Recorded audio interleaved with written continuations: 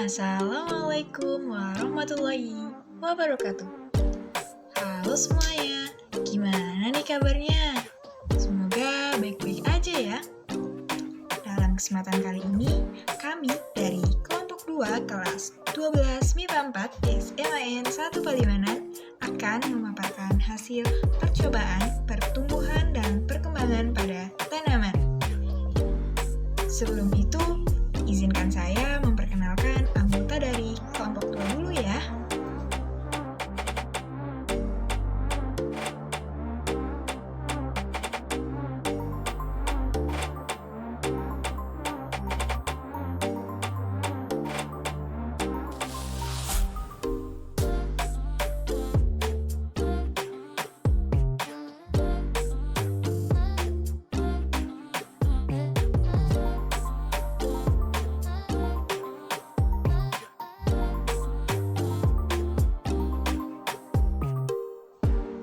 Nah, udah pada kenal kan?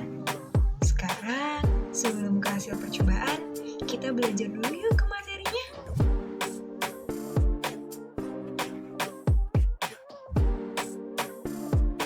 Kalian tahu nggak pertumbuhan dan perkembangan itu apa? Kita simak bareng-bareng yuk penjelasannya. Pertumbuhan merupakan proses bertambahnya tinggi, volume, atau massa tubuh pada makhluk hidup yang bersifat kuantitatif. Bisa diukur dan dihitung dengan angka. Proses pertambahan biomassa atau ukuran berat, volume atau jumlah yang sifatnya tetap dan irreversibel, tidak dapat balik ke kondisi semula. Pertumbuhan ini bisa dilihat dengan melihat tampilan fisik makhluk hidup tersebut. Contohnya, bertambahnya tinggi suatu tanaman.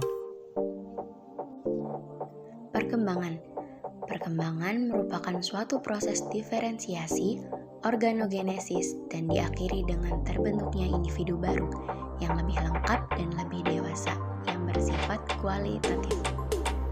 Tidak dapat dituliskan dengan angka. Perkembangan tidak terbatas pada usia ini. Ini berarti makhluk hidup akan terus berkembang seiringnya bertambahnya usia. Contohnya, tumbuhnya bunga. Gimana penjelasannya? Semoga paham ya. Kita lanjut yuk ke faktor-faktor yang mempengaruhi pertumbuhan dan perkembangan pada tumbuhan. Faktor-faktor yang mempengaruhi pertumbuhan dan perkembangan yaitu ada dua, internal dan eksternal.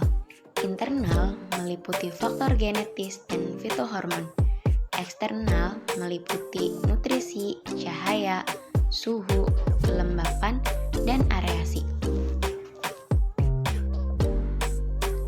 Nah, sekarang kita lanjut ya ke tahapan pertumbuhan dan perkembangan pada tumbuhan.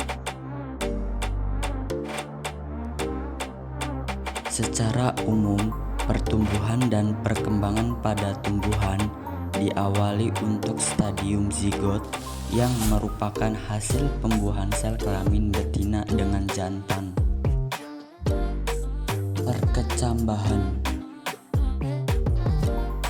Perkecambahan biji merupakan serangkaian proses penting yang dimulai sejak dorman atau periode diam sampai menjadi bibit yang sedang tumbuh.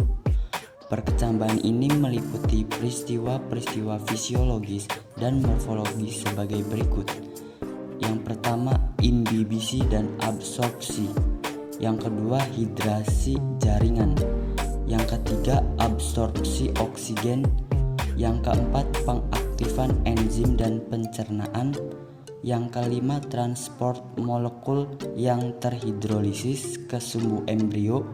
Yang keenam, peningkatan respirasi dan similasi. Dan yang ketujuh, munculnya embrio. Perkecambahan dibagi menjadi dua jenis. Yang pertama, perkecambahan hipogel, dan yang kedua, perkecambahan epigel. Perkecambahan hipogel merupakan perkecambahan yang kotiledonya berada di bawah tanah, contohnya biji jagung. Sedangkan Perkecambahan epigel merupakan perkecambahan yang kotiledonia berada di atas tanah. Contohnya biji kacang hijau.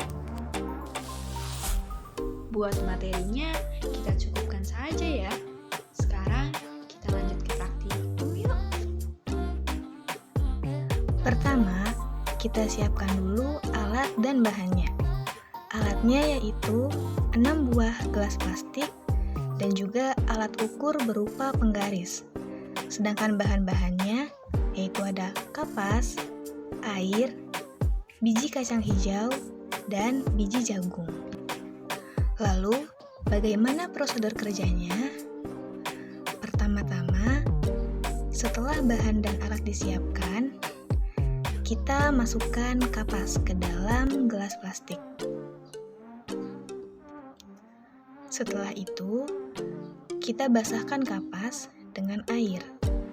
Kapas ini boleh kita celup ke dalam air, lalu dimasukkan ke dalam gelas, atau kita beri air dalam kapas yang sudah kita masukkan ke dalam gelas.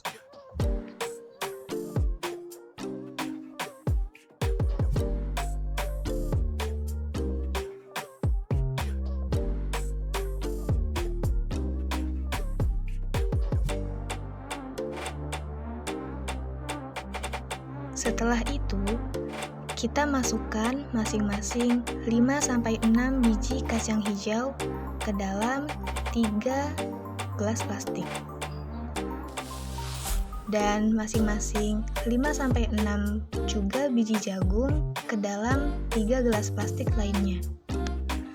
Kemudian, kita letakkan masing-masing 1 gelas berisi kacang hijau dan jagung di tempat yang terkena cahaya matahari, di tempat ruangan gelap, dan juga di dalam lemari. Jangan lupa, sebelum itu diberi label dulu ya, supaya kita mudah membedakannya.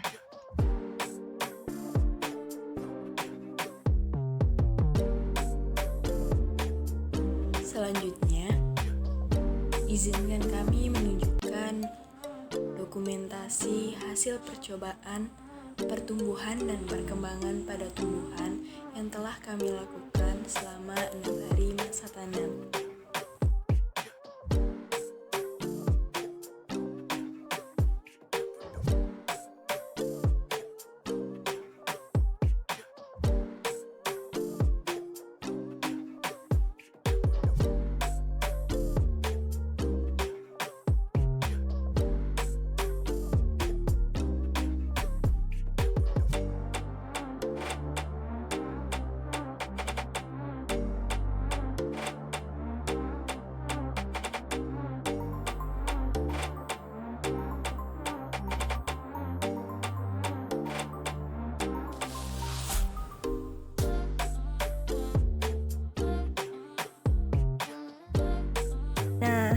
Jadi, apa yang kita dapatkan dari percobaan pertumbuhan dan perkembangan pada kacang hijau dan jagung ini?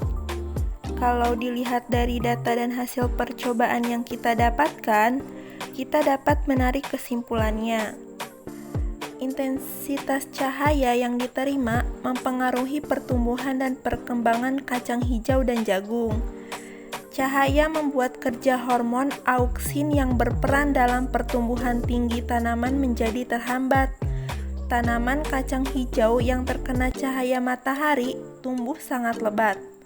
Tanaman kacang hijau di dalam ruangan gelap mengalami pertumbuhan dan perkembangan yang relatif stabil, karena tidak sepenuhnya hormon auksin terurai dan daunnya berwarna hijau kekuningan. Tanaman kacang hijau di dalam lemari mengalami pertumbuhan dan perkembangan yang paling cepat di antara ketiganya, karena hormon auksin sepenuhnya tidak terurai dan daunnya berwarna kuning. Namun, sayangnya perbandingan tidak bisa dilakukan dengan kacang hijau yang terkena cahaya matahari langsung, dikarenakan percobaan pertumbuhan dan perkembangan kacang hijau di bawah cahaya matahari yang kami lakukan tidak berhasil. Tanaman jagung yang terkena cahaya matahari langsung tumbuh sangat lebat. tanaman jagung di dalam ruangan gelap mengalami pertumbuhan dan perkembangan yang sangat baik. Sedangkan tanaman jagung di dalam lemari mengalami pertumbuhan yang paling cepat di antara ketiganya. Namun, sayangnya perbandingan tidak dapat dilakukan secara tepat karena percobaan dan perkembangan jagung di bawah cahaya matahari dan di dalam ruangan gelap yang kami lakukan tidak sepenuhnya berhasil.